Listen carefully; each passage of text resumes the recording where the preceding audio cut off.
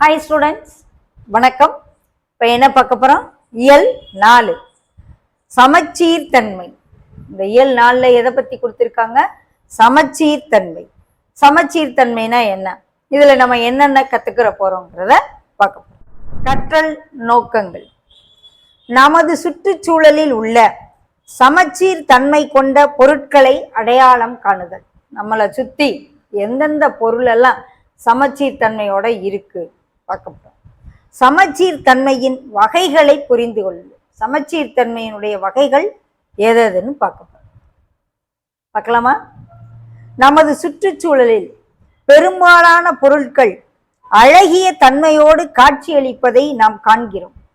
ஏன் அவை அழகாக காட்சியளிக்கின்றன என உங்களுக்கு தெரியுமா? ஒரு பொருள், இப்போ நீ ஏதோ ஒரு இது பார்க்குற, ஒரு பூவே பார்க்குற, என்ன பூ, மல்லிகை பூவாக இருக்கட்டும், ஒரு செம்பருத்தி பூவாக இருக்கட்டும், ஒரு செவ்வந்தி பூவாக இருக்கட்டும், எந்த தாமரை பூவாக இருக்கட்டும், பார்த்தவொடனே நம்மளுக்கு அது பிடிக்குது. ஏன் நமக்கு அது பிடிக்குது? அந்த அழகை ஏன் நம்ம ரசிக்கிறோம்? அதில் ஒரு ஒழுங்கமைப்பு இருக்கு, அதில் ஒரு ஒழுங்கான அமைப்பு இருக்கு. ஏனெனில் அப்பொருள்கள் சரியான விகிதத்தில் அமைந்து பெற்ற ஒத்திசைவு சமநிலையையும் பெற்றிருப்பதால் அவை அழகாக காட்சியளிக்கின்றன. நீ ஒரு படமே வரைகிற, அந்த படத்தை நீ கரெக்டா ஆர்டரா வரைஞ்சாதான் அந்த படமே அழகா இருக்கும். நீ உன் இஷ்டத்துக்கு வரைஞ்சினா அந்த படம் அழகா இருக்குமா? அந்த படத்தை வரைகிற விதத்துல கரெக்டா ஸ்கெட்ச் போட்டு நீ வரைஞ்சினா தான் அந்த படம் அழகா இருக்கும். அது மாதிரி தான் ஒரு பொருளோ ஒரு எந்த இதனால ஒரு இயற்கை காட்சியோ அழகா இருக்கு அப்படின்னா அதனுடைய காரணம் என்ன? அந்த ஒத்திசைவு சமநிலை பெற்றிருக்கிறது தான் காரணம். இவ்வாறான ஒருங்கமைவு தன்மையினை, அந்த ஒருங்கமைவு தன்மையினைத்தான் நம்ம என்ன சொல்றோம்? சமச்சீர் தன்மை அப்படின்னு சொல்றோம். பொம்மைகள் செய்தல், ஓவியங்கள் வரைதல், கோலமிடுதல், வீட்டிற்கு தேவையான பொருட்களை வடிவமைத்தல், வாகனங்கள் உற்பத்தி செய்தல் மற்றும் கட்டடங்கள் கட்டுதல் போன்ற பல்வேறு துறைசார் பணிகளில் சமச்சீர் தன்மையானது முக்கியமான பங்கினை வகிக்கிறது. ஒரு பொம்மை செய்யறாங்க, ஒரு கை ஏத்தம் ஒரு கை இறக்கமா இருந்தா நல்லா இருக்குமா? ரெண்டு கையும் ஒரே மாதிரி இருக்கணும், கால் ரெண்டு கரெக்டா இருக்கணும், கண்ணு ரெண்டு கரெக்டா இருக்கணும், முக அமைப்பு அழகா இருக்கணும். அப்பதான் அந்த பொம்மை பார்க்க அழகா இருக்கும். நீ ஒரு டிராயிங் பண்ணாலும் அதை கரெக்டா ஸ்கெட்ச் பண்ணாதான் நல்லா இருக்கும். கோலம் போடுறீங்க, புள்ளி கோலம்னாலும் சரி, வேற ரங்கோலினாலும் சரி, அழகா போட்டாதானே. எப்படி போடணும்? சமச்சீர் தன்மையோட போடணும். இந்த பக்கம் மேல பெருசாவும் கீழே சிறுசாவும் இருந்தா கோலம் பார்க்க நல்லா இருக்குமா? இருக்காது. வீட்டிற்கு தேவையான பொருள்களை வடிவமைக்கிறது. நம்ம வீட்டுக்கு என்னென்ன பொருள்கள் தேவை? ஒரு சேரோ, ஒரு டேபிளோ, டேபிளுடைய 4 காலும் ஒரே நீளத்துல, ஒரே அகலத்துல, ஒரே கனத்துல இருந்தால் தான் டேபிளா இருக்கும். ஸோ இந்த மாதிரி கட்டடக்கலையா இருக்கட்டும், ஒரு வீடு கட்டுறாங்க அப்படின்னா அதா இருக்கட்டும், எந்த ஒரு பொருள் வடிவமைக்கிறதா இருக்கட்டும், எதுனாலும் இந்த சமச்சீர் தன்மைங்கிறது இருந்தாதான் அந்த பொருள் அழகாக இருக்கும். எங்கும் கணிதம். அன்றாட வாழ்வில் சமச்சீர் தன்மை. எல்லா இடத்துலையும் கணிதம்ன்றது நமக்கு தெரியும். நம்ம அன்றாட வாழ்க்கையில இந்த சமச்சீர் தன்மை எப்படி இருக்குன்னு பார்ப்போம். பூங்காவில் சமச்சீர் தன்மை கொண்ட தாவரங்கள். பூங்காக்கெல்லாம் போயிருப்பீங்க இல்லையா? அங்க தாவரங்கள்லாம் எப்படி கட் பண்ணி இப்படி வச்சிருப்பாங்க, ஒரே இது மாதிரி டிசைன் பண்ணி வச்சிருப்பாங்க. செம்பருத்தி பூவை பாருங்க. இந்த செம்பருத்தி பூவில் இதழ்கள் எவ்வளவு அழகா ஒரு சமச்சீர் தன்மையோட இருக்குன்றத பாருங்க. இந்த தன்மை சுழல் சமச்சீர் தன்மை. அதனால் அடுத்து என்னன்னு பார்ப்போம். சமச்சீர் தன்மையில வகைகள்ல இந்த சுழல் சமச்சீர் தன்மை வரும். சமச்சீர் கோடு பாருங்க. இந்த ஒரு இலை இருக்கு, இந்த இலைக்கு நடுவுல குறுக்க ஒரு கோடு போட்டிருக்காங்க. இந்த பூ இருக்கு, இந்த பூவுக்கு நடுவுல ஒரு கோடு போட்டிருக்காங்க. இந்த பொம்மை இருக்கு, இந்த பொம்மைக்கு நடுவுல ஒரு கோடு போட்டிருக்காங்க. தாஜ்மஹாலுக்கு நடுவுல ஒரு கோடு போட்டிருக்காங்க. கொடுக்கப்பட்டுள்ள படங்களில் சிவப்பு நிற கோடு ஒவ்வொரு படத்தையும் 2 சம பாகங்களாக பிரிக்கிறது. அப்படங்கள் ஒவ்வொன்றையும் இந்த கோட்டின் வழியே மடித்தால் ஓர் அரை பாகம் மற்றொரு அரை பாகத்தோடு ஒன்றோடு ஒன்று சரியாக பொருந்துவதை காணலாம். இது அப்படியே மடிச்சு பாருங்க. இந்த கோட்டு வழியா இந்த இலையை அப்படியே மடிங்க, ஒண்ணுக்கு மேல ஒண்ணு சரியா பொருங்க. அதே போல இந்த பூவை அப்படி மடிங்க, இதை அப்படி மடிமா, இந்த கோட்டின் வழியாக அதை மடிக்கணும். அதே போல இந்த தாஜ்மஹால் அப்படி படமா இருக்கிறது அப்படி 2ஆ மடிக்கணும், ஒன்றோடு ஒன்று சரியாக பொருந்தணும். பொருந்துச்சுன்னா இவ்வாறான பொருட்கள் கோட்டினை பொறுத்து சமச்சீர் தன்மை கொண்டிருக்கின்றன. அக்கோட்டினை சமச்சீர் கோடு அல்லது சமச்சீர் அச்சு என்கிறோம். ஒரு பொருள்கள் ஒரு கோட்டை பொறுத்து ஒன்றோடு ஒன்று சமபாகமாக பிரிக்கிற மாதிரி பொருந்துச்சுன்னா அந்த கோட்டுக்கு சமச்சீர் கோடு அல்லது சமச்சீர் அச்சுன்னு பேரு. பொருட்கள் கோட்டினை பொறுத்து சமச்சீர் தன்மை கொண்டிருக்கின்றன. அக்கோட்டினை சமச்சீர் கோடு அல்லது சமச்சீர் அச்சு என்கிறோம். ஓகே, கொடுக்கப்பட்டுள்ள அழைப்புதல் அட்டைகளை கவனிக்க. இங்க 2 கார்டு இருக்கு. கல்யாண பத்திரிக்கை, ஏதோ ஒரு பத்திரிக்கை, 2 பத்திரிக்கை. முதல் அட்டையில் உள்ள மடிப்பு கோடு அந்த அட்டையை இரு சமபாகங்களாக பிரிக்கிறது. இங்க ஒரு ரெட் கோடு கொடுத்துருக்காங்க, இங்கிட்டு ஒரு மஞ்சள் பகுதி, அங்கிட்டு ஒரு மஞ்சள் பகுதி. இது 2 அப்படியே பார்த்தா 2 சமமா பிரிக்குது. அத்துடன் ஒரு பகுதியானது மற்றொரு பகுதியுடன் சரியாக பொருந்துகிறது. அந்த அட்டை அப்படி 2ஆ மடிச்சோம்னா 2 ஒன்னோட ஒன்று சரியா பொருந்துது. ஆகவே இது ஒரு சமச்சீர் கோடு. ஆனால் இரண்டாவதாக உள்ள அட்டையில் மடிப்பு கோடு அந்த அட்டையை இரு சம பாகங்களாக பிரிக்கவில்லை. பாருங்க, இங்கிட்டு கொஞ்சமா இருக்கு, இங்கிட்ட நிறைய. இது 2ம் சமபாகங்களாக பிரிக்கிறதோட ஒன்னோட ஒன்று சமமா பொருந்துது. இங்க இப்படி மடிச்சோம்னா இது வரைக்கும் தான் வரும். அப்ப இது சமச்சீர் கோடு அல்ல. ஒரு வடிவமானது 1, 2, 3 அல்லது பல சமச்சீர் கோடுகளை பெற்றிருக்கலாம் அல்லது சமச்சீர் கோடு அற்றவைகளாக இருக்கலாம். ஒரு வடிவம், ஏதோ ஒரு வடிவம் ஒரு சமச்சீர் கோடு பெற்றதா இருக்கலாம், 2 பெற்றதா இருக்கலாம், 3 பெற்றதா இருக்கலாம், நிறைய பெற்றதாகவும் இருக்கலாம். சில இதுல பேப்பர்லாம் பாருங்களேன், நம்ம மடிச்சா பல இதா மடிக்கலாம். ஒரு பேப்பர் எடுத்துக்கிடுவோம், அது முதல்ல 2ஆ மடிப்போம், அப்புறம் 4ஆ மடிப்போம், அப்புறம் 8ஆ மடிப்போம், 16ஆ கூட மடிக்கலாம். அப்படி மடிக்கும் பொழுது அந்த 16 ஒன்றுக்கு மேல ஒன்றா சமமா பொருந்துற மாதிரி இருந்துச்சுன்னா அந்த கோடுகள் எல்லாம் சமச்சீர் கோடுகள்னு நாம சொல்லலாம். சிலவற்றில் இது சமச்சீர் கோடே இல்லாம இது மாதிரியான ஒரு கோடும் இருக்கலாம். ஃபர்ஸ்ட் பாருங்க, ஒரு ஸ்மைலி பொம்மை இருக்கு, அது அப்படி 2ஆ பிரிக்கிற கோடு. இந்த பக்கம் இந்த பக்கம் இது அப்படி மடக்கி பாருங்க, சமச்சீர் கோடு. அதே போல இந்த ஆரோ மார்க் பாருங்க, இப்படியும் 2ஆ மடிக்கலாம், குறுக்கவும் 2ஆ மடிக்கலாம். ஸோ 2 சமச்சீர் கோடு. இந்த முக்கோணத்தை பாருங்க, இப்படி ஒரு கோடு, இப்படி ஒரு கோடு வரைஞ்சா இப்படி 2ஆ ஃபோல்டு பண்ணலாம், இப்படி ஒரு கோடு வரைஞ்சா இப்படி 2ஆ ஃபோல்டு பண்ணலாம், இப்படி ஒரு கோடு இப்படி 2ஆ ஃபோல்டு பண்ணலாம். இது 3 சமச்சீர் கோடு. இங்கே பாருங்க 6 இதழ்கள் இருக்கு. ஸோ 6 இதழ்கள் வழியாகவும் நம்ம 6 சமச்சீர் கோடு வரையலாம். இதுக்கு சமச்சீர் கோடு இப்படி ஒரு கோடு வரைஞ்சோம்னா இது 2ஆ பிரிக்காது. இப்படி வரைஞ்சு பாருங்க, இங்கிட்டு கால்வாசி இங்கிட்டு முக்காவாசி இருக்கு. ஸோ இதுக்கு சமச்சீர் கோடு இல்லை அப்படின்னு சொல்றாங்க. ஓகே, சிந்திக்க. ஒரு செவ்வகத்தை அதன் மூளை விட்டம் இரு சம பாகங்களாக பிரிக்கிறது. இப்படி ஒரு செவ்வகம் இருக்கு, இந்த செவ்வகத்தின் மூளை விட்டம் வழியா அது 2ஆ ஒரு கோடு வரையினேன், 2ஆ பிரிக்குது. ஆனா இது சமச்சீர் கோடு அல்ல. ஏன்னு கேட்குறாங்க. இப்படி இதை மடிக்கிறோம்னு வைங்க, இதை அப்படி மடிக்கல இந்த இதுவும் பொருந்தவே பொருந்தாது. இதை இப்படியும் மடிக்க முடியாது. இப்படி மடிக்கல 2 ஒன்று மேல ஒன்று பொருந்தாது. 2 சம பாகங்களும் ஒன்றின் மேல் ஒன்றாக சமமாக பொருந்தல. நீங்களா ஒரு பேப்பர் எடுத்து செவ்வகம் வரைஞ்சு, செவ்வகமான ஒரு பேப்பரை கூட எடுத்துக்கோங்க, எடுத்துக்கிட்டு அது மூளை விட்டம் வழியாக அப்படி 2ஆ மடிச்சேன்னா இந்த நீளம் அகலம் பக்கத்துக்கு போகும், அகலம் நீளம் பக்கத்துக்கு போகும். ஸோ ஒன்றோடு ஒன்று சரியாக பொருந்தாது. அதனால இது சமச்சீர் கோடு அல்ல. சமச்சீர் கோடானது செங்குத்தாகவோ கிடைமட்டமாகவோ அல்லது சாய்வாகவோ இருக்கலாம். இந்த ஏயை பிரிக்கிறதுக்கு இந்த இது செங்குத்து கோடு, பியை 2ஆ பிரிக்க சமச்சீர் கோடு, கிடைமட்ட கோடு.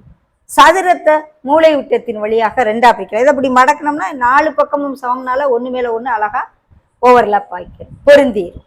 ஓகே, செவ்வகம்களை நீளம் அகலம்னு 2 தான் வர்றதுனால ஒன்று மேல ஒன்று சரியா பொருந்தாது. இது கிடைமட்டமாக, இது செங்குத்தாக, இது கிடைமட்டமாக, இது சாய்வாக உள்ள சமச்சீர் கோடுகள். ஓகே, சிம்மெட்ரஸ் எனும் கிரேக்க சொல்லிலிருந்து சிமிட்ரி என்ற சொல் பெறப்பட்டது. இச்சொல் ஒத்த அளவினை உடைய எனும் பொருளினை குறிக்கும். 2 ஒரே அளவா இருக்கும், 2 ஒத்த அளவினை உடைய அப்படிங்கிறதா இந்த சமச்சீர் சிமிட்ரின்ற வார்த்தை வந்திருக்கு. எந்த சொல்லிலிருந்து வந்திருக்கு? சிம்மெட்ரஸ் அப்படிங்கிற கிரேக்க சொல்லிலிருந்து வந்திருக்கின்றன. சமச்சீர் தன்மைக்கு சில எடுத்துக்காட்டுகள். இயற்கையில் மட்டுமன்றி செயற்கையாக உருவாக்கப்பட்ட பொருட்களிலும் சமச்சீர் தன்மையினை காண முடிகிறது. இலைகள், பூச்சிகள், மலர்கள், விலங்குகள், நோட்டு புத்தகங்கள், குடுவைகள், கட்டடக்கலை வடிவமைப்புகள் மற்றும் வடிவங்கள் போன்றவை சில உதாரணங்கள் ஆகும். அன்றாட சூழலில் நாம் காணும் சமச்சீர் தன்மை கொண்ட சில பொருட்கள். இது இயற்கையில சொன்னேன் இல்லையா, சூரியகாந்தி பூ எவ்வளவு அழகா இருக்கு பாருங்க. இது யாரும் போய் அங்க என்ன வடிவமைச்சா இருக்கும், இயற்கை தன்னால ஒரு அழகா ஆர்டரா வடிவமைச்சிருக்கு. பட்டர்ஃப்ளை பாருங்க, பட்டாம்பூச்சி, வண்ணத்து பூச்சி, அதனுடைய இறக்கைகள் பாருங்க, இந்த பக்கமும் இந்த பக்கமும் ஒரே அளவா இருக்கு, நடுவுல இருக்கு அதனுடைய உடல், இதை ரெண்டா பிரிக்குது. ஸோ இது சமச்சீர் தன்மை கொண்டு. கேட்டு, உங்க வீட்டு வாசல்ல போடுற கேட், இது செயற்கையாக உருவாக்கப்படும் பொருட்கள். வாயில் கதவு ரெண்டு பக்கமும் ஈக்குவலா இருக்கும், அப்பதான் அழகா இருக்கும். கோலங்களில் சமச்சீர் தன்மை. தமிழ்நாட்டில் நமது மக்கள் தங்கள் முற்றங்களில் அரிசி மாவினால் அழகாக கோலங்களிட்டு அலங்கரிப்பது வழக்கமாகும்.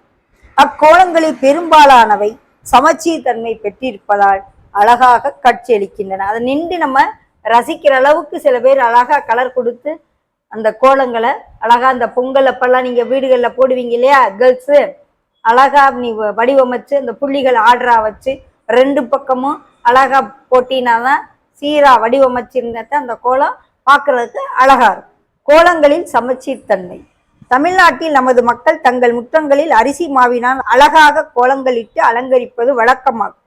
அக்கோலங்களில் பெரும்பாலானவை சமச்சீர் தன்மை பெற்றிருப்பதால் அழகாக காட்சியளிக்கின்றன. பாருங்க, புள்ளிக்கோலம் எவ்வளவு அழகா ஆர்டரா, நீ எப்படினாலும் இப்படி ஒரு கோடு வரையலாம், இப்படி ஒரு கோடு வரையலாம், சமச்சீர் தன்மை. இங்க பாருங்க, ரெண்டு மயில் அழகா ரெண்டு ஒன்னோட ஒண்ணு இருக்கிற மாதிரி இங்க புள்ளிக்கோலங்கள். ஸோ பார்த்தாலே அந்த ஆர்டர், அந்த ஒருங்கிசைவு அழகா காட்சியளிக்கும். இவற்றை முயல்கள். ஒவ்வொரு படத்திலும் குறிக்கப்பட்டுள்ள புள்ளிக்கோடு அதற்கு சமச்சீர் கோடு ஆகுமா? ஆம் எனில் டிக் குறியீடுக, இல்லையெனில் இன்ட்டு குறியீடுக. உனது விடையை நியாயப்படுத்து. ஏன் இது சமச்சீர் கோடு இல்லை, ஏன் இது சமச்சீர் கோடுன்னு சொல்லணும்னு சொல்றாங்க. இங்க பாருங்க, இந்த முகத்துக்கு நேரம் இது ரெண்டா பிரிக்குது. இது ஒண்ணு மேல ஒண்ணு இப்படி மடிச்சோம்னா, அந்த கோட்டு வழியாக இதை மடிச்சோம்னா பொருந்தும். ஸோ இது சமச்சீர் கோடு. ஓகே, இங்க இது கீழே, இது மேல அதிகமான பகுதி, கீழே குறைவான பகுதி, இது இல்லை. அப்ப இரண்டு சமபாகமாக பிரிக்கவில்லை, இரண்டு சமபாகமாக பிரிக்கவில்லை. இங்க இரு சமபாகங்களாக பிரிச்சிருக்கு. இங்க வருவோம், இது பார்த்தாலே தெரியுது, ஒண்ணு மேல ஒண்ணு அழகா ஃபோல்ட் ஆகும், சமச்சீர் கோடு. இங்க பாருங்க, இந்த சைடு அதிகமா, இந்த சைடு கம்மியா இருக்கு. ஸோ இது கிடையாது. இங்க இந்த பக்கம் மேல ஒரு ஸ்கொயர், கீழே ஒரு ஸ்கொயர், நடுவுல ரெண்டு இது ஃபோல்டு பண்ணா கரெக்டா இருக்கும். இங்க பாருங்க, இந்த பக்கம் வேற ஷேப்பு, இந்த பக்கம் வேற ஷேப்பு இல்லை. ஓகே, ஒன்று மேல அப்படி மடிக்கல, ஒன்றன் மீது ஒன்று சரியாக பொருந்தணும். இதுவும் பொருந்தாது, இதுவும் பொருந்தல, இதுவும் பொருந்தல. ஓகே, இவற்றை முயல்க. பின்வரும் படங்களில் எவை சமச்சீர் தன்மை பெற்றுள்ளன என்பதை சரிபார்க்க ஆம் அல்லது இல்லை என எழுதுக.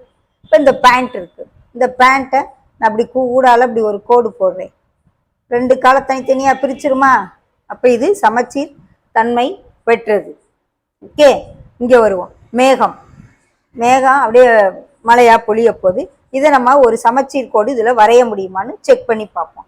இப்படி வரைய முடியுமா இல்லை இப்படி வரைய முடியுமான்னு பார்ப்போம். எந்த பகுதினாலும், அதாவது சமச்சீர் கோடு கிடைமட்டமாகவும் இருக்கும், செங்குத்தாகவும் இருக்கும், குறுக்காகவும் இருக்கும். நான் இப்ப கிடைமட்டமா இதுக்கு போட முடியுதான்னு பாக்குறேன், போட்டிருக்கேன். இல்லை இப்படி செங்குத்தா போட முடியுமாவும் பார்ப்போம். இதுல எத்தனை இது இருக்கு? 1 2 3 4 4 இருக்கு. இங்க 1 2 3 4 4 இருக்கு. இரு சம பகுதிகளாக பிரிக்குது. அதே போல கிராஸா இப்படி போடவும் முடியும், இப்படியும் போடலாம். ஸோ இதுக்கு பல விதத்துல நம்ம என்ன செய்யலாம், இதுக்கு சமச்சீர் கோடு வரையலாம். இதை ஒண்ணு மேல ஒண்ணு பொருத்தி பாருங்க. அதே போல இப்படி இருந்தா ஒண்ணு மேல ஒண்ணு பொருத்தி பார்ப்போம். இது பெருசாவும் இது சிறுசாவும் இருக்கு. ஸோ இப்படி வராது, இது சமச்சீர் கோடு அல்ல. அப்ப ஒரே வடிவமாக இது வர மாட்டேங்குது. ஸோ இதற்கு கரெக்டானது வரையலாம். இது கிடைமட்டத்துல வரைஞ்சா கரெக்டா வருது.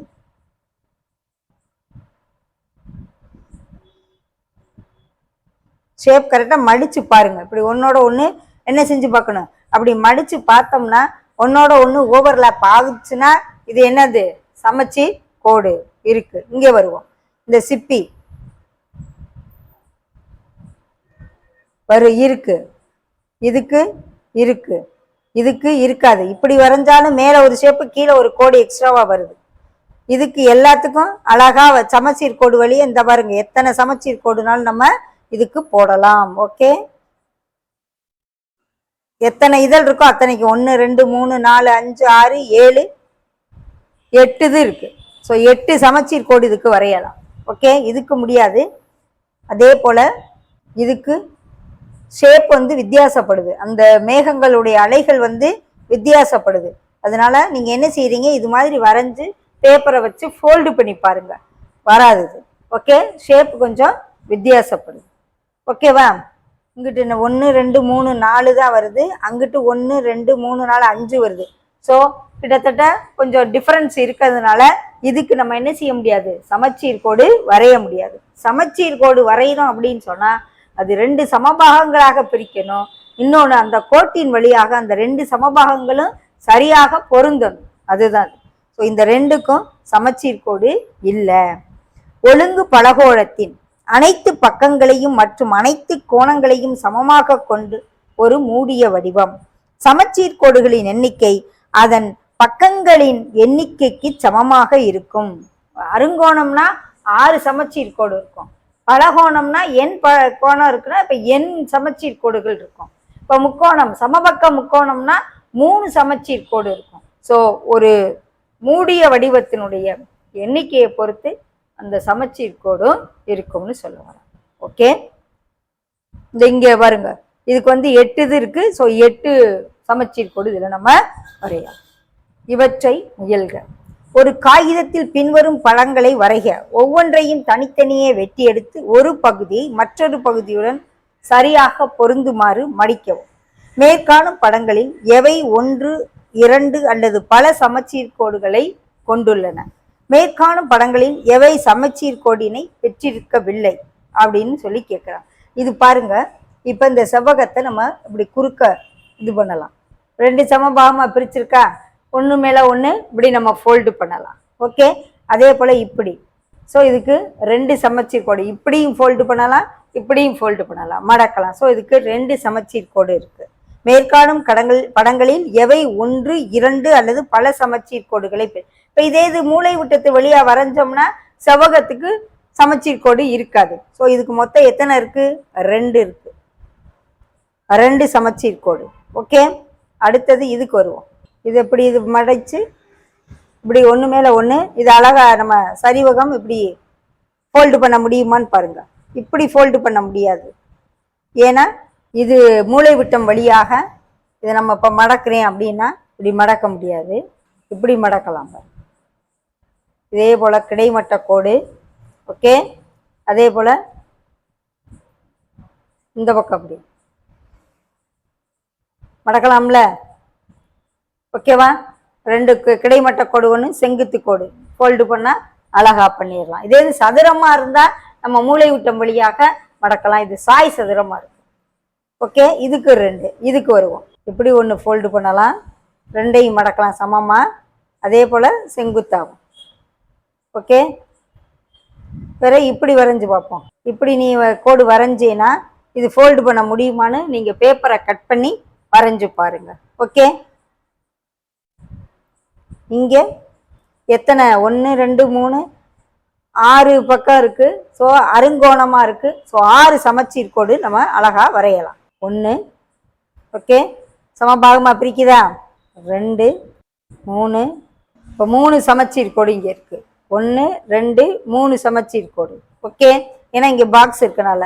இப்போ வேற எந்த முதுகுலையும் நம்ம போய் பிரிக்க முடியுமான்னு பாருங்க. 1 பக்கம் 2 பக்கம் 3 பக்கம் 4 பக்கம் 5 பக்கம் 6 பக்கம் சரியா வந்துருச்சு. இப்போ இந்த பக்கம் வரைஞ்சா கோடுனாலும் ஒன்று தான், இப்படி வரைஞ்சா கோடுனாலும் ஒன்று தான். ஓகே, இங்கே வருவோம். இது இந்த குறுக்க கோடு வரைஞ்சேன் அப்படின்னு சொன்னா இங்கே மேலே ஷேப் வித்தியாசமா இருக்கு. ஸோ நான் இந்த மாதிரி செங்குத்து கோடு வரைஞ்சேன்னா இரு சமபாகமாக பிரிக்க முடியும். ஓகே, கரெக்டாக சென்டரில் வரைங்க. இதுக்கு 1 தான் வரும். ஓகே, அப்போ ஒவ்வொரு மேற்காணும் படங்களில் எவை 1, 2 அல்லது பல சமச்சீர் கோடுகளை பெற்றுள்ளனன்னு சொல்லி கேட்குறாங்க. இப்போ இதுக்கு இப்படி குறுக்க வரைஞ்சாலும் இது ஒன்னோட ஒன்று பொருந்தாது. ஸோ இதுக்கு 1 தான், இதுக்கு 2, இதுக்கும் 2. இது 2 சமபாகமாக பிரித்தாலும் நம்ம போய் மடிக்கையில் அது ஃபோல்ட் ஆகுதான்னு நீங்கள் செக் பண்ணி பாருங்க. இந்த மாதிரி ஷேப்பில் பேப்பரை கட் பண்ணி எடுத்துட்டு நான் கோடு வரையினேன். கோடு வரைஞ்சாலும் அது ஒன்றுக்கு மேலே ஒன்று சமமாக பொருந்தினா தான் அது என்ன கோடு? சமச்சீர் கோடு. அதை பார்த்துக்கோங்க. 2, இது பல கோடு இருக்கு, இது 1.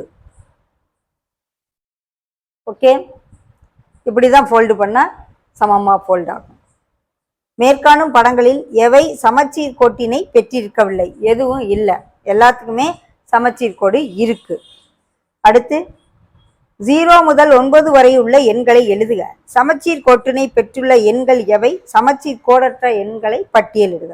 எழுதுவோமா? 0லேருந்து 0, 1, 2, 3, 4, 5, 6, 7, 8, 9. இப்போ சமச்சீர் கோடு வரைவோம். 0வை 2ஆ பிரிக்கலாம். ஓகே, 1 2ஆ பிரிக்கலாம். ஓகே, இதை பிரிக்க முடியுமா? பிரித்தா சமமாக வராது. 3 நம்ம 2ஆ பிரிக்கலாம். குறுக்கது ஒன்றோம்னா 3 2ஆ பிரிக்கலாம், சமமாக பிரிக்கலாம். ஓகே, 3 கரெக்டாக வரைஞ்சிருக்கேன், ஒன்றோட ஒன்று பொருந்தும். இப்போ 4க்கு நீ சமச்சீர் கோடு வரைய முடியுமா? முடியாது. எந்த இதுலனாலும் ஷேப் வேறையாக இருக்குது. 5க்கு அதே போல் சமச்சீர் கோடு வரைய முடியாது. 6க்கு வரைய முடியாது, 7க்கு வரைய முடியாது. 8க்கு வருவோம். 8 2ஆ சமமாக பிரிக்கலாம். ஸோ பாருங்க, 0, 1, 3, 8 இதுக்கு எல்லாமே நம்ம சமச்சீர் கோடு வரையவே முடியாது. 4 இது எல்லாமே பாருங்க வேற வேற வடிவத்துக்கு மடக்க முடியாது, ஃபோல்டு பண்ணி ஒன்னோட ஒன்று ஒட்ட முடியாது. ஸோ 0 முதல் 9 வரை உள்ள எண்களை எழுதுக. எழுதியாச்சு.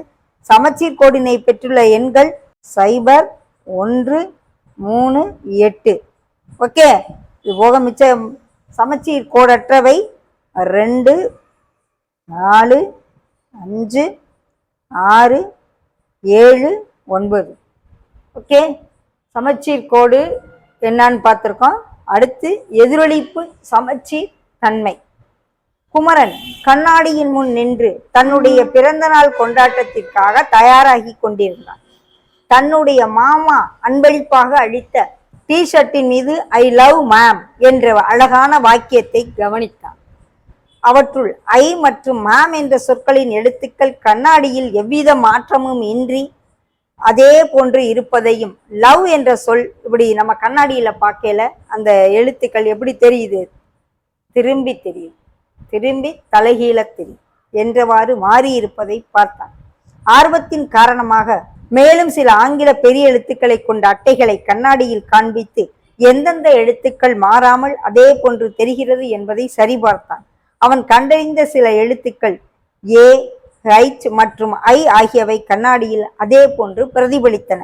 ஏனெனில் அவை சமச்சீர் கோடினை பெற்றிருக்கின்றன. எந்தெந்த எழுத்தெல்லாம் சமச்சீர் கோடு பெற்றிருக்கோ அந்தந்த எழுத்தெல்லாம் கண்ணாடியில அப்படியே தெரியும். சமச்சீர் கோடு அற்றவை எல்லாமே வேற மாதிரி தெரியும். கண்ணாடியில் எவ்வித மாற்றமும் இல்லாமல் அதே போன்று தெரியும் மற்ற பெரிய ஆங்கில எழுத்துக்கள் எவைன்னு கேட்கிறாங்க. பாருங்க, நீங்களா யோசித்து பாருங்க. ஓ நம்ம காமிச்சோம்னா ஓ அப்படியே தெரியும். ஏ, கைச்சு, ஐ அவன் சொல்லியிருக்கான். ஏ, பி பாருங்க, பி இப்படி திரும்பி தெரிஞ்சிடும். பி நம்ம பி இப்படி காமிச்சோம்னா அதே போல பி இப்படி திரும்பி தெரியும். ஏன்னா பிக்கு சமச்சீர் கோடு இருக்கு. சி அப்படியே தெரியும். சி நம்ம இப்படி எழுதி காமிச்சோம்னா அது சி இப்படி தெரியும்.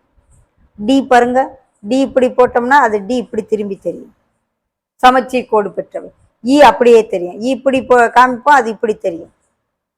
ஓகே, எஃப் பாருங்க, எந்தெந்த எழுத்துக்கள்லாம் சமச்சீர் கோடு இருக்கோ அதெல்லாம் அப்படியே தெரியும்.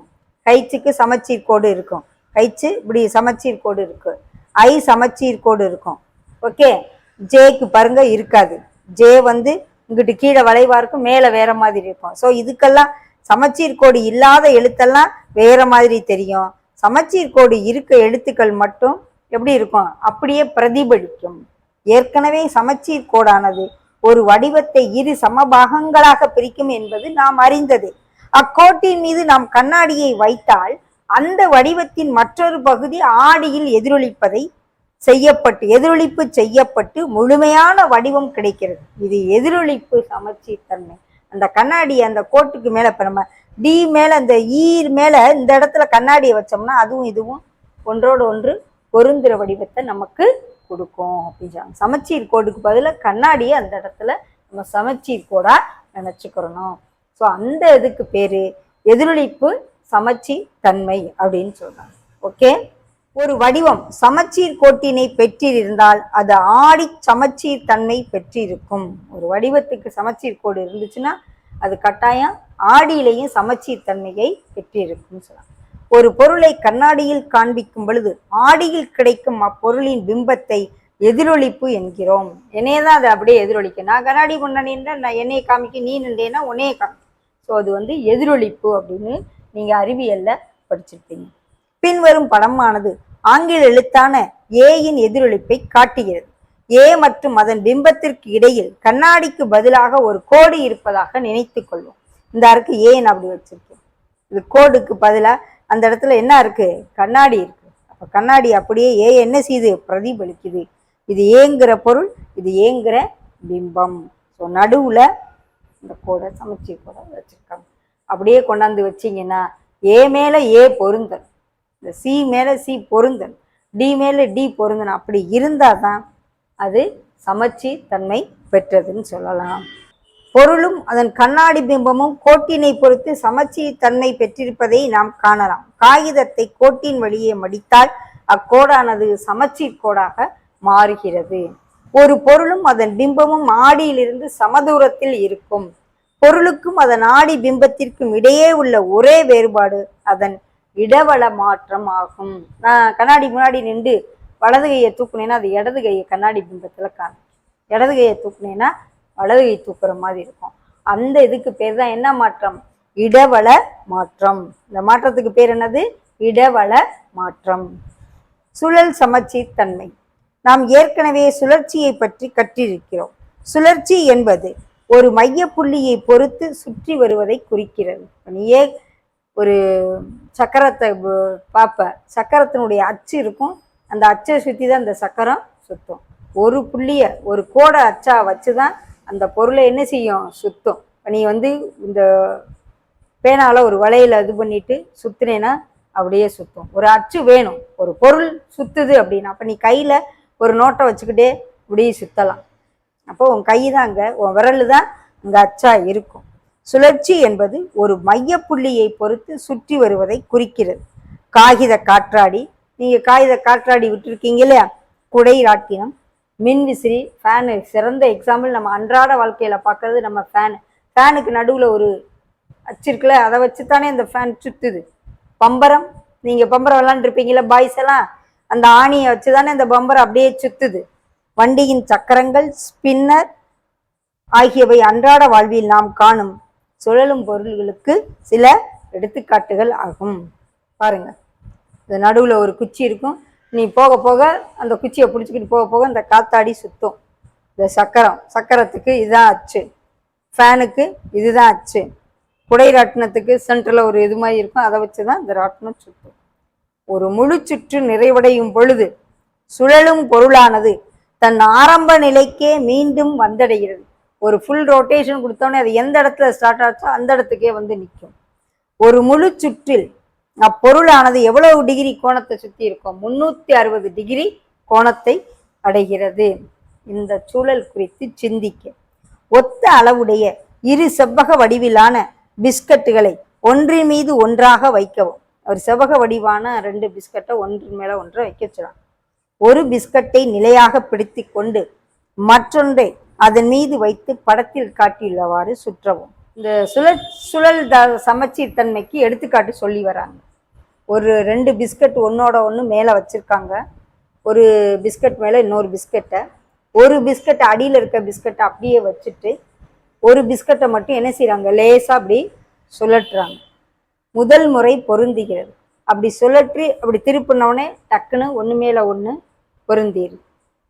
திரும்ப சுற்றுறாங்க, ரெண்டாவது முறையும் பொருந்திடும். அதாவது கீழே இருக்கிறது மேல் பகுதிக்கு வரும், மேலே இருக்கிறது கீழ்ப்பகுதிக்கு வரும். அப்போ 2 முறை சுற்றுனா ஒரு செவகத்து மேலே இன்னொரு செவகத்தை நம்ம என்ன செய்யலாம், இது ஒரு செவகம் இது ஒரு செவகம்னு வச்சுக்கிறோம். இது கீழே இருக்கிறது அப்படியே வச்சுக்கிறேன், மேலே இருக்கிறத சுற்றுறேன். இப்படி சுற்றி இப்படி வந்தேன்னா இந்த கீழே இருக்க இப்படி வந்து இது ஒரு முறை பொருந்தும்.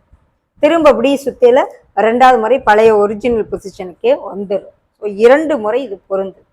ஒரு முழு சுற்றில் எத்தனை முறை அது மற்றொன்றின் மீது பொருந்துகிறது? 2 முறை பொருந்திருக்கு.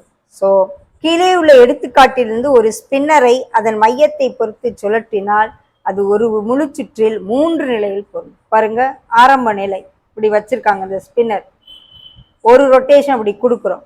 இப்படி கொடுக்கல முதல்ல அதுக்கு கலர் அதுக்கு தான் உங்களுக்கு இது பண்ணியிருக்காங்க. இது வயலட், இது ரெட்டு, இது கிரீன் கொடுத்துருக்காங்க. இப்படி ஒரு சுத்தையில இந்த இங்க இருந்த வயலட் இங்க வந்துடுது, இங்க இருந்த ரெட் இங்க வந்துடுது, இங்க இருந்த கிரீன் இங்க வந்துடுது. ஓகே, ஒரு சுற்று. அடுத்த சுத்துக்கு இங்க மேல போயிருது, வயலட் ரெட் இங்க வந்துடுது, கிரீன் இங்க வந்துடுது. ஓகே, அப்படியே சுத்தி வந்து 3வது முறை அது வந்து ஒரிஜினல் இடத்துக்கு வந்துடுது. ஓகே, இது முதல் முறை பொருந்துது, அதே பொசிஷன்ல போய் பொருந்தணும். அடுத்து 2வது முறையும் அதே பொசிஷன்ல போய் பொருந்தும், 3வது முறையும் அதே பொசிஷன்ல போய் பொருந்தும் சொல்றாங்க. இந்த 3 இது இருக்கிறதுனால இப்படி திருகையில முதல் ரொட்டேஷன், அடுத்து 2வது ரொட்டேஷன், அப்புறம் 3வது ரொட்டேஷன், 3 ரொட்டேஷன்லையும் அது ஒன்னோட ஒன்று கரெக்டாக போய் பொருந்தும்னு சொல்றாங்க. ஓகே, ஒரு மூளை மட்டத்தை கோணங்கள், ஒரு ஜாமெட்ரி பாக்ஸில் இந்த மூளை மட்டம் இருக்கு இல்லையா, அதில் என்னென்ன கோணம் இருக்குது? ஒன்று 90 டிகிரி இருக்கும், ஒன்று 30 இருக்கும், ஒன்று 60 டிகிரி இருக்கும். காகிதத்தின் மீது வைத்து அதை சுற்றி வெளிப்புறமாக எல்லைக்கோடு வரைக. அதை வச்சு ஒரு அதனுடைய அவுட்லைனை ஃபுல்லாக வரைஞ்சிறாங்க. வரைஞ்சி முடிச்சுட்டு அதுதான் இப்போ ஃபிக்ஸடாக இருக்கு. நீங்கள் எந்த வடிவத்தை பெறுகிறீர்கள்? ஒரு அசமபக்க முக்கோணம் நமக்கு கிடைக்கும். ஏன்னா வேற வேற பக்க அளவு. ஆம், அசமபக்க முக்கோணம். படத்தில் காட்டியுள்ளவாறு மையப்புள்ளியை பொறுத்து சுழற்றும் போது ஒரு முழு சுற்றில் ஒரே ஒரு முறை மட்டுமே அது எல்லைக்குள் சரியாக பொருந்துகிறது. வச்சு வரைஞ்சிட்டு அதை அப்படியே சுற்றி வந்தோம்னா ஒரே ஒரு தடக்கை தான் அது அதனுடைய பொசிஷன்ல பொருந்துது. மற்ற முறையில வேற வேற சைடுனால அது பொருந்தாது. மேலே கொடுக்கப்பட்டுள்ள சூழல்கள் 1 மற்றும் 2இல் செவ்வக வடிவ பிஸ்கெட் மற்றும் ஸ்பின்னர் ஆகியவை. செவ்வக வடிவ பிஸ்கெட் 2 முறை பொருந்துச்சு, ஸ்பின்னர் 3 முறை பொருந்துச்சு, இந்த மூளை மட்டும் ஒரு முறை தான் பொருந்தி இருக்கு. எனவே சுழல் சமச்சீர் வரிசை என்கிறோம். சுழல் 3இல் மூளை மட்டமானது ஒரு முழு சுற்றில் ஒரே ஒரு முறை மட்டுமே பொருந்துகிறது. ஆகவே அது சுழல் சமச்சீர் தன்மையை பெற்றிருக்கவில்லை. 2 முறை அல்லது 3 முறை தனக்குத்தானே சரியாக பொருந்துறது தான் சுழல் சமச்சீர் வரிசைன்னு சொல்லுவாங்க. இது சூழல் 3இல் மூளை மட்டமானது ஒரு முழு சுற்றில் ஒரே ஒரு முறை மட்டுமே பொருந்துகிறது. ஆகவே இது சுழல் சமச்சீர் தன்மை அற்றது, பெற்றிருக்கவில்லை அப்படின்னு சொல்றாங்க. ஒரு வடிவம் அதன் மையத்தை பொறுத்து 360 டிகிரிக்கும் குறைவாக சுழலும் போது அதே நிலையை அடையுமானால் குறைந்தபட்சம் 2 சுழல் சமச்சீர் வரிசை பெற்றிருப்பேன். அவ்வடிவமானது என்ன தன்மை பெற்றிருக்குன்னு அர்த்தம்? சுழல் சமச்சீர் தன்மை பெற்றிருக்கு. 360 டிகிரிக்கு முன்னாடியே அது அதனுடைய பழைய நிலையில அடைஞ்சிடணும். அப்படி அடையிற பொருள்கள் தான் சுழல் சமச்சீர் தன்மை பெற்றிருக்குன்னு அர்த்தம் சொல்றாங்க. ஒரு வடிவம் அதன் மையத்தை பொறுத்து 360 டிகிரிக்கு குறைவாக சுழலும் பொழுது அதே நிலையை அடையுமானால், இந்த செவ்வக பிஸ்கட் பாருங்க 180 டிகிரியில அது ஒரிஜினல் பொசிஷனுக்கு போயிடுது, அடுத்து 360ல 2வது தரக்க பொருந்துது. ஸோ அந்த மாதிரி இருக்கிறது தான். அதே போல ஸ்பின்னரு 3 முறையும் அது ஒரிஜினல் பொசிஷன்ல போய் உட்காருது. அப்படி இருக்கிறது தான் சுழல் சமச்சீர் தன்மை உடையதுன்னு சொல்றாங்க. இந்த மூளை மட்டத்தை வந்து ஃபுல் டிகிரி 360 டிகிரி ரொட்டேட் பண்ணாதான் அது பழைய நிலையை அடைகிறனால அது சுழல் சமச்சீர் தன்மை அற்றதுன்னு சொல்றாங்க. ஓகே, மேலே கொடுக்கப்பட்ட சூழலில் எந்த பொருளுக்கு சுழல் சமச்சீர் தன்மை இல்லை என்பதை உங்களால் கண்டறிய இயலுமா? ஏன்? அதான் மூளை மட்டத்துக்கு இல்லை அப்படின்னு சொல்லுவாங்க. ஏன்னா 360 டிகிரிக்கு குறைவாக சுழலணும், அதுதான் சொல்லணும். அடுத்தது இடப்பெயர்வு சமச்சீர் தன்மை. சுழல் சமச்சீர் தன்மை, சமச்சீர் கோடு பார்த்தோம். இப்ப இடப்பெயர்வு சமச்சீர் தன்மை அப்படின்னா என்ன? கோலம் வடிவமைப்பு. இந்த மாதிரி பார்டர் கோலம்லாம் போடுவாங்க இல்லையா, பார்டர் கோலம்லாம் பாருங்க எவ்வளோ அழகா சமைச்சிருக்குன்னு. ஒரே வடிவம் தான், அடுத்தடுத்தடுத்து ஒரே சீரா இருக்கு. டயர் பாருங்க, உருளைப்பட்டை வடிவமைப்பு, சேலை வடிவமைப்பு, சேலையில ஒரே டிசைன் தானே கடைசி வரைக்கும் இருக்கும். கை காப்பு வடிவமைப்பு, இந்த மாதிரி நிறைய இடங்கள்ல நம்ம பார்த்துருக்கோம். இங்கு ஒரு குறிப்பிட்ட வடிவமைப்பு அல்லது அமைப்பு ஆனது முழுமையடையும் வரை தொடர்கிறது. அந்த வடிவமைப்பு எவ்வித சுழற்சியும் இல்லாமல் எதிரொலிப்பும் இன்றி இடப்பெயர்வை மட்டும் அடைகிறது. இதுல இருந்து இது, இதுல இருந்து இது, இதுல இருந்து இது, அப்படியே இடம்தான் பெயர்ந்துகிட்டே. அதே வடிவமைப்பை எந்த மாற்றமும் இன்றி மற்றொரு இடத்தில் காணலாம். பாருங்க, இந்த மாதிரி நம்ம கோயில்கள் எல்லாம் நிறைய வடிவமைப்பு இதெல்லாம் பார்த்துருப்போம். கலையில் இடப்பெயர்வு, சதுரங்க விளையாட்டுல செஸ்ல பாருங்க, அந்த அட்டையில black white black white black white ஒரே சீரா. இவ்வாறு ஒரு பொருளின் வடிவமைப்பானது புதிய இடத்திற்கு நகர்வதை இடப்பெயர்வு சமச்சீர் என்கிறோம். இந்த இடப்பெயர்வானது சுழற்சி மற்றும் எதிரொலிப்பு இன்றி அமைகிறது. அதுதான் முக்கியம். ஒரு பொருளின் வடிவமைப்பானது புதிய இடத்திற்கு நகர்வதை இடப்பெயர்வு சமச்சீர் என்கிறோம். இந்த இடப்பெயர்வானது சுழற்சி மற்றும் எதிரொலிப்பு இன்றி அமைகிறது. ஓகேவா?